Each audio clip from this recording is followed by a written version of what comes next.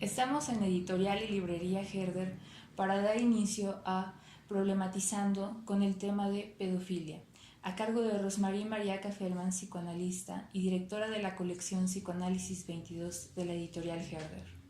Tenemos como invitado a Fernando M. González, psicoanalista y cofundador del Círculo Psicoanalítico Mexicano. Es doctor en Sociología de las Instituciones por París 8 e investigador del Instituto de Investigaciones Sociales de la UNAM. Entre sus últimas publicaciones encontramos Los años clausurados, Igor A. Caruso, Viena 1942, Nazismo y Eutanasia, Crisis de fe, Psicoanálisis en el Monasterio de Santa María de la Resurrección, Marcial Maciel, Los Legionarios de Cristo, Testimonios y documentos inéditos, y La Iglesia del Silencio, de mártires a pederastas. Estamos ante un problema mundial que desgraciadamente está en casi todos lados. Actos de pedofilia cometidos en Alemania, 3.400 niños, Australia, 4.400, Estados Unidos, y no voy a seguir dando números porque son números falsos. Me refiero a que son casos que fueron, que la gente acusó, pero ¿cuántos habrán? Miles que siguen permaneciendo en el silencio.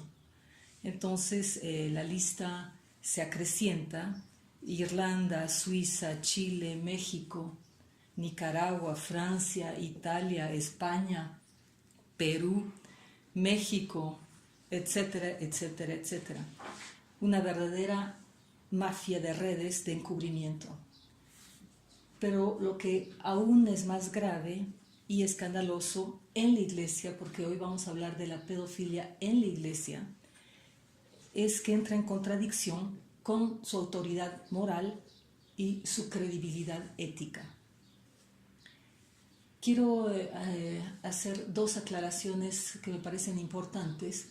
Una es que el día de hoy hablaremos de pedofilia, pero utilizando y entendiendo el término aplicado a niños y no a adolescentes, dado que las circunstancias de la pedofilia en adolescentes tienen otras características que no abordaremos hoy. Los niños y niñas son niños. Y si bien Freud reconoció una sexualidad en los niños, en ningún momento dijo o insinuó que los niños solicitaban, ansiaban o pedían ser violados, aún con toda la curiosidad e interés sexual que puedan tener. Es un mundo de niños para niños, como lo testimonia Eva en uno de los capítulos de un último libro de Fernando, que menciona en un asunto de incesto lo siguiente, la cito, dice: yo pienso que entre un padre y un infante no existe un incesto feliz. En todo caso, para el niño eso no es verdad. El niño sufre una violencia. En otras palabras, los niños y las niñas no tienen por qué asumir ninguna participación. En los años 70 aproximadamente, de acuerdo al capítulo del libro que leí, parece que hubo una lectura tergiversando las palabras de Freud. Hice una revisión en estos días sobre los artículos de Freud y principalmente 3 ensayos para una teoría sexual. En ningún momento Freud menciona una aceptación por parte del niño en que se ha violado. Es más, en un momento dado dice que, lo cito: la mayoría de los casos de insomnio neurótico se reconducen, dice en un momento dado, a una insatisfacción sexual. Es sabido que niñeras inescrupulosas hacen dormir a los niños que gritan sobándoles los genitales. Y subrayo esta palabra inescrupulosa. Está sacada del libro de Freud, 3 ensayos para una teoría sexual. Lo está diciendo, inescrupulosidad. Entonces, una vez hechas estas dos precisiones, me gustaría entrar, Fernando, al tema del padre. La Iglesia edificó su autoridad sobre la noción de padre. Papa, como bien lo sabes, quiere decir papa en griego. El obispo llamado Monseigneur viene de Seigneur, que significa los padres ancestrales o los padres del desierto, los monjes o frailes, los padres del concilio, los padres de la fe. A los curas los llamábamos mi padre, a los jefes de la abadía, que se hacían llamar en francés abbé, viene del arameo abba, que significa papá. De manera que la Iglesia edificó su autoridad sobre la noción de padre, una autoridad moral sin precedentes, una autoridad no solamente moral, sino social, espiritual, y eso puso a los curas en una posición favorable para cometer estos crímenes. Tenían el poder y lo ejercieron de la peor manera. Entonces toda la Iglesia católica romana integra en su estructura jerárquica un léxico paternal, que es el que acabo de mencionar. Los niños dicen mi padre y el cura contesta mi hijo. El uso de este significante padre, al ser utilizado de esta manera como un manejo de poder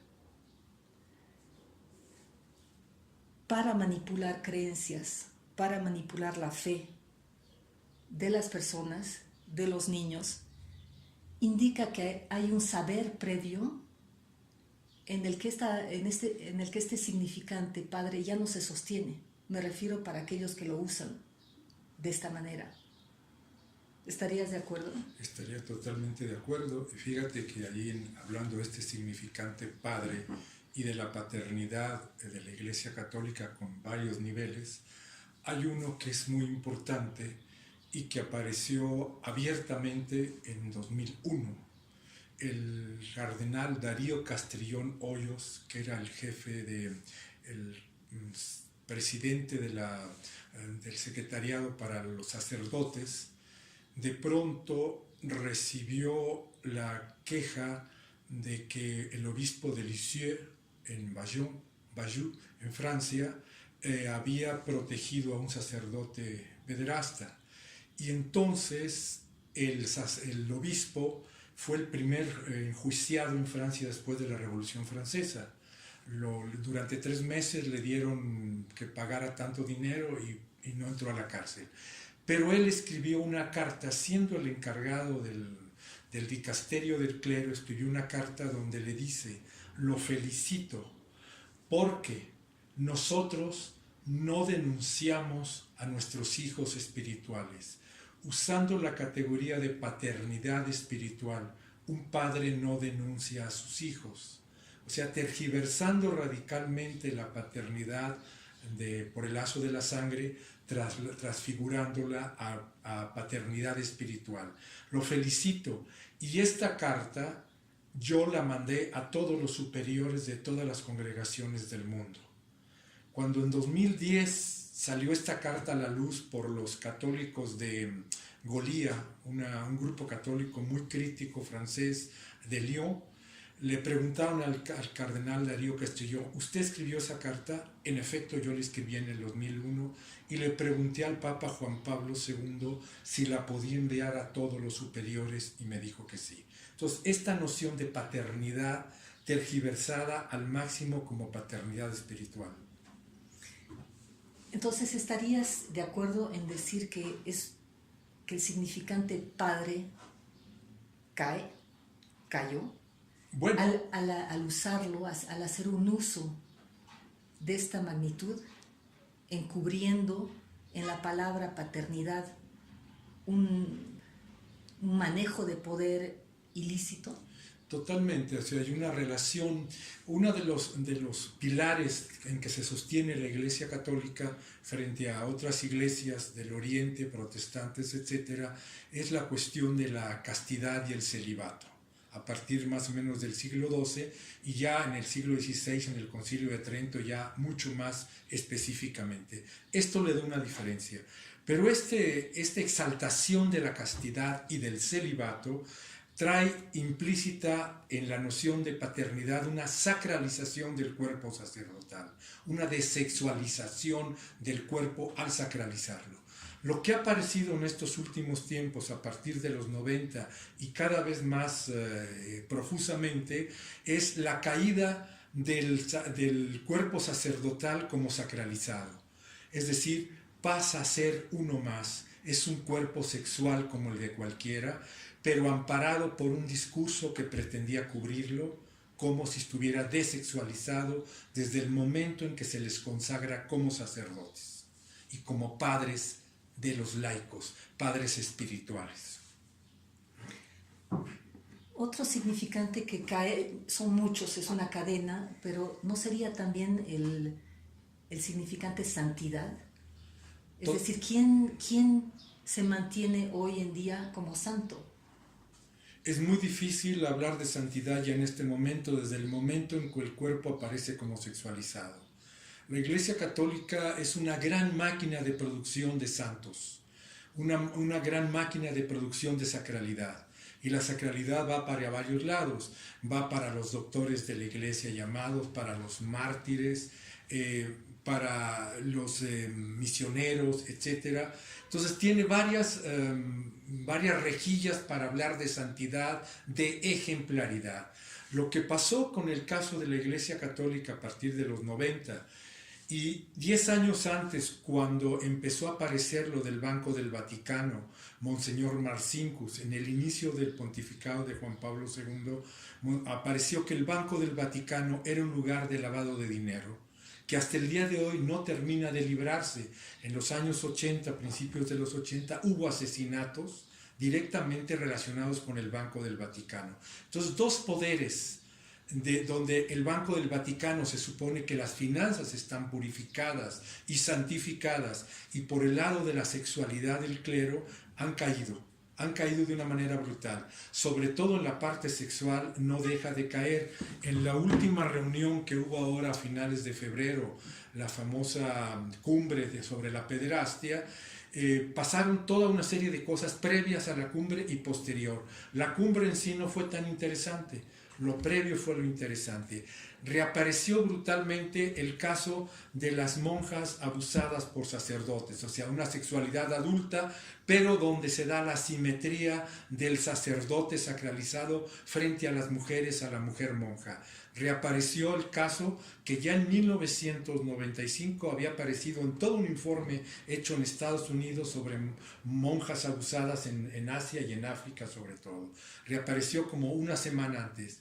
Apareció el código secreto para los sacerdotes casados, es decir, que había un código secreto cuando tú tienes un hijo como sacerdote y quieres seguir siendo sacerdote católico en esta especie de hipocresía estructural que conforma la Iglesia Católica en relación a la sexualidad. ¿Qué debes hacer con tu hijo? ¿Le tienes que llamar sobrino? ¿Cómo le tienes que llamar? ¿Cómo tienes que usar a la mujer? Etcétera.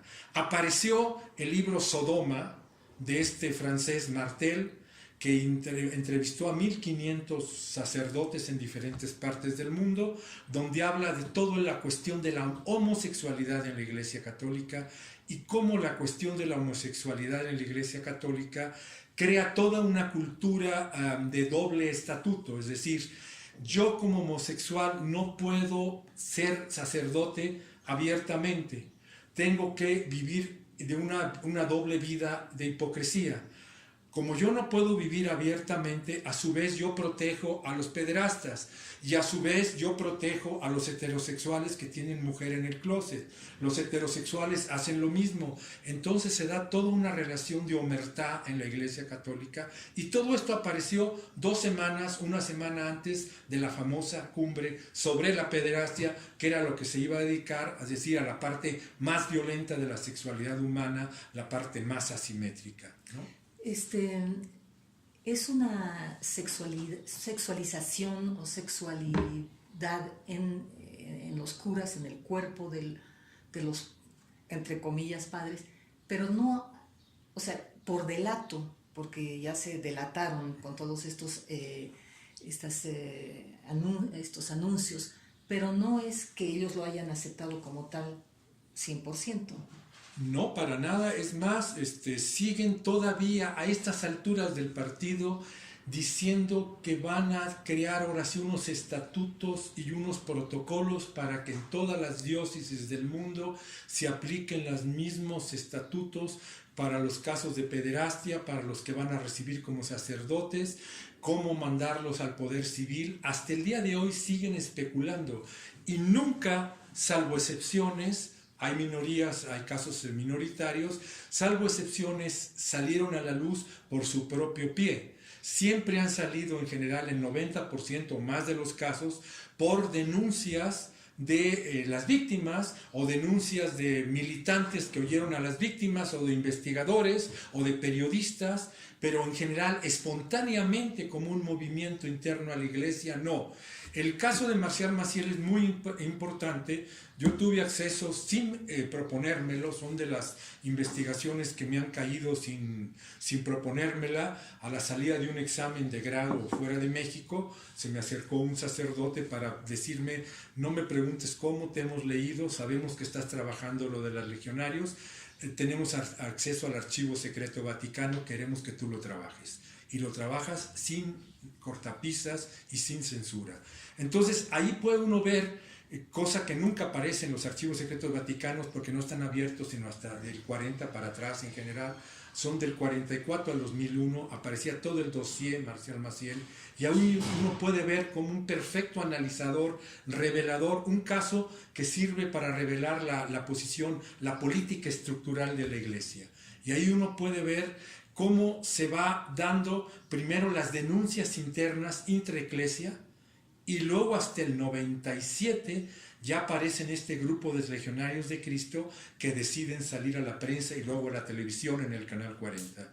Y entonces ahí vas viendo cómo el efecto social para que no salga. Hay todo un mes en ese programa de Marcial Maciel de los 97, donde las cúpulas en México, cúpulas políticas, religiosas, empresariales, conspiran todos de diferentes maneras para que el programa del Canal 40, que va a aparecer el 12 de mayo del 97, no aparezca.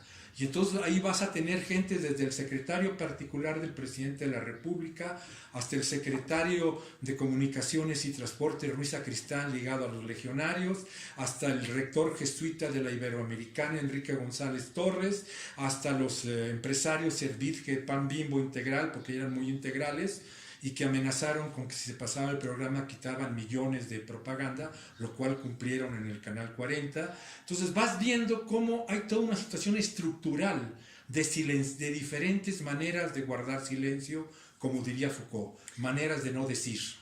¿Por qué es tan difícil admitirlo? Bueno, pues muchas cosas. La sexualidad, me refiero.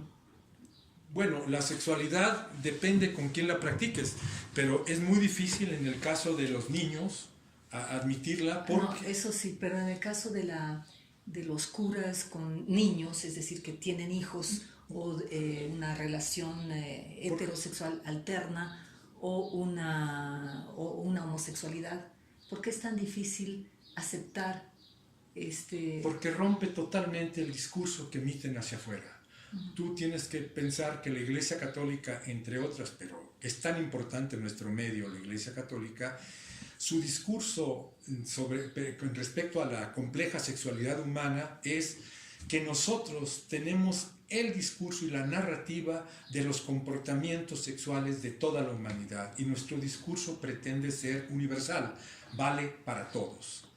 Sostenidos en ese discurso, que de pronto aparezca que ellos mismos practican la sexualidad como cualquiera y de una manera a veces violenta e hipócrita, les rompe el discurso, es decir, les fisura el discurso, digamos, es como entrar en lo real, digamos, se rompe lo imaginario y aparece totalmente fisurado esto que lo sostiene como narrativa.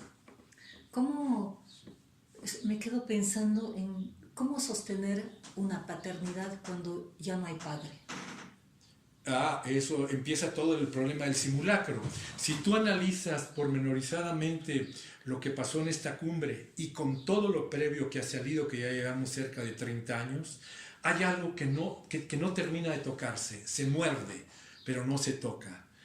Y es que hay un papa en la cúpula, no importa quién ocupe el papado, se va cambiando, como tú sabes, es una institución vicariante que se va ocupando y desocupando, pero en ese vértice hay algo que nunca se ha tocado en serio, y que es la narrativa de esta política estructural que ha sido aplicada pormenorizadamente en todas partes del mundo católico por los obispos, por los cardenales, etc., es una política que viene dictada directamente desde la cúpula de la Santa Sede. Es decir, viene dictada desde la sede de la Santa Sede, desde el papado. Entonces, lo que hace el Papa como ficción, y todavía la siguió haciendo en esta cumbre de febrero, y la sigue haciendo, es, yo empiezo a decir, este sacerdote falló, se le acaba de denunciar, sáquesele. Este obispo lo cubrió, entonces vamos a que renuncie. Este cardenal cubrió al obispo, vamos a quitarle el capelo cardenalicio, como al de Washington hace poco. Pero lo que no puede decir es la política estructural que estos aplicaron, obedientemente, viene desde acá arriba. Yo, Francisco, yo, Benedicto, yo, Juan Pablo, yo, Pablo VI, yo, Pío XII, yo, Pío XI, etc. Desde ahí viene dictada esta política estructural. Por lo tanto, si me volteo el dedo, se cae todo el sistema definitivamente. Entonces sigue sosteniendo a estas alturas que estamos hablando la ficción de que hay algo impoluto, algo intocado, que todavía sigue siendo santo y que puede con el dedo señalar, este falló, sáquese, este falló, quítesele, pero yo no me toco. Mientras no se toque eso, bueno, ellos creen que no está tocado. Para una buena parte de los fieles y de los que no somos fieles, evidentemente esto ha estallado ya como ficción sacralizada. ¿Y para quién sigue sosteniendo esa santidad efímera?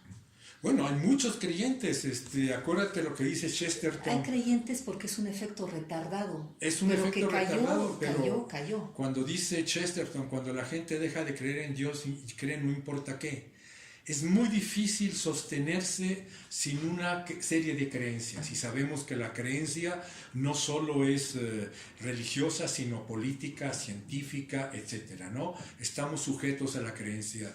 Y ahí recuerdo todo el mecanismo propiciado por Freud de la famosa desmentida. Ya lo sé, pero aún así. Y entonces cae y se levanta al mismo tiempo. No querer saber. No quiero saber, pero ya me enteré. Y por eso este mecanismo famoso de la desmentida, ¿no? Donde uno de los casos más patéticos de la desmentida es el fetichismo, ¿no? Donde si yo tengo un fetiche es porque ya me di cuenta que mi teoría sexual infantil de que la mujer tiene pene se me cayó y no existe el pene. Pero si tengo un fetiche, lo estoy poniendo en ese lugar de la teoría que yo tenía que se me cayó. Entonces ya lo sé, pero aún así. Ya lo sé que uso el fetiche, pero aún así con el fetiche obturo lo que acabo de saber.